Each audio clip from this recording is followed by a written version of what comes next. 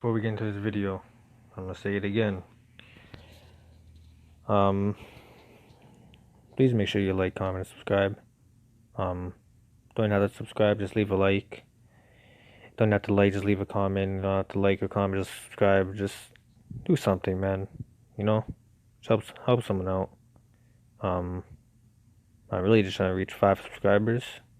Um, yeah. Besides that, let's get into this Panthers versus 49ers highlights.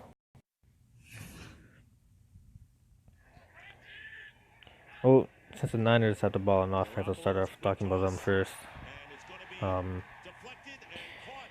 uh, 49ers, 7-0. I'm still not a believer in them. Um, they beat the Rams, beat the Panthers. I don't know. I'm just not a believer on them. I'm not sold on Garoppolo. Not sold on the receivers. Yeah. Do I believe in them being a Super Bowl contender? No. Will they make the playoffs? Yeah. But am I really a believer in them? No.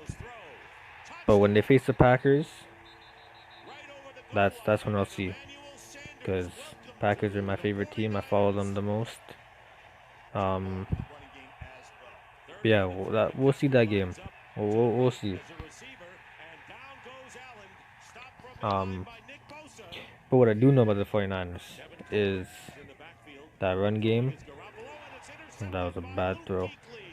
That run game is what drives that Niners offense. If you take away that run game and force Garoppolo to play quarterback, that's your best chance of beating them. Honestly. Um, that Niners defense. Let's be real here. When you invest 4 first-round picks into your D line, they should like, you know, they should be doing well. They should put up stats for you, put up numbers for you. Just know that about it. You added in Richard Sherman. You have Jason Verrett from the Chargers. You have Jaquiski Tart. That running back trio is, even without McKinnon. People thought McKinnon was gonna come and be that lead back for them, but he's been out with that ACL injury for going on to second year now. But Tevin Coleman is a good back to have. Same with Breida. That's a good duo. But back to that 49er defense. They're uh they're really good. Okay, I'm gonna be honest. They're really good. But when you think about the draft capital put into that defense, it better be good. Nick Bosa, second overall pick. You have Solomon Thomas, who's a third overall pick. You have DeForest Buckner, who's a first round pick. I don't know what grade, what pick. You have Eric Armstead, again first round pick. You have a lot of first round pick put into this defensive line. You have Fred Warner, Quan Alexander. Again, as I said, you have Sherman. Like, that secondary is fine. The defense is good. It's that offense in which Kyle Shanahan was brought in to, bring life to that offense and help that offense out. That's really where they need to step up. Because this team I do not see as a Super Bowl caliber team. I just don't. They traded away a third and a fourth for Emmanuel Sanders. At this stage of Sanders' career and his age, he's not a good number one option. He's a high end number two option, that's for sure. But he drafted Dante Pettis in the second round, I believe, last year. That's a high draft capital for a receiver who's not going to be number one in your offense. You have Trent Taylor. You have now Emmanuel Sanders. Debo Samuel, who you drafted in the second. Oh my, hold up. No way. No way, you're lying. You're up 27-3. Why are you trying to fake it? Damn, that's crazy. But yeah, not to the Panthers. McCaffrey.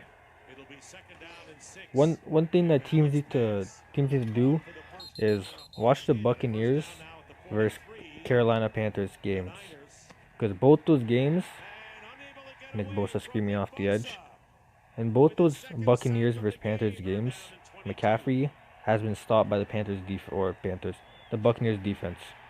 The last game in the UK, he did finish with 2 touchdowns. So you look at the stats, you see, okay, 2 touchdowns, a good game. No, if you watch that game, he had one big play on a receiving touchdown, one big play, which he broke off a check down route for I think 15, 20 yards. Besides that, he finished with under 100 scrimmage yards, and he was not rushing the ball effectively. He was barely having a lot of receiving yards effectively. Take notes from that Bucks game. That is how you're gonna stop the Panthers and McCaffrey. Take McCaffrey away, you force Kyle Allen to play quarterback. Really, no matter how good he's been this year, people would say he's been doing good. You make him play quarterback, that's how you win. When Cam Newton comes back, make him play quarterback, that's how you win. McCaffrey is that good that it's hard to game plan to stop him. It's not easy. Obviously, it's not easy. I'm not saying it's easy. But if you can do your best to stop him, that's your key to beating the Panthers. Panthers not now 4-3. And when Cam Newton comes back, no doubt you play him and you start him. Do not fall into the trap of, okay, Kyle Allen played good for us, so we're going to start him. No. Cam Newton is your franchise quarterback. Oh. Again, with the 49ers, this is another thing, is they have those little trickery type plays. Garoppolo, don't celebrate, right? Don't, because you're having or offensive coordinator and a head coach that are scheming up plays for you. They surround you with speedy wideouts who can play running back. You run jet sweeps. You run all these little fancy looking stuff to get players wide open. Garoppolo, you're not good. All right, I'm gonna be honest, you're not. You're really not. But yeah, Panthers are now 4-3. That was a bad throw, but Panthers and probably not gonna make the playoffs. I don't see them making the playoffs this year. 49ers obviously gonna make the playoffs. I don't see them going far. That 49ers team lives and dies by the run. Okay, I'm gonna say it again. You take away that run, and that's how you're gonna beat the 49ers. Like the Panthers, take away that run. That's how you're gonna beat them. But in my opinion, you make Garoppolo play quarterback because we haven't really seen Garoppolo consist. So that's why he was Defensive Player of the Week. Damn, you just shutted that off by. Damn. Yeah, okay, now I understand why he was Defensive Player of the Week. As I said earlier, I haven't watched highlights of this or seen how dominant he's been or he was this way. Yeah, they even have Raheem Mostert. I forgot about that. That's 3 good running backs that they can throw out there and do good with.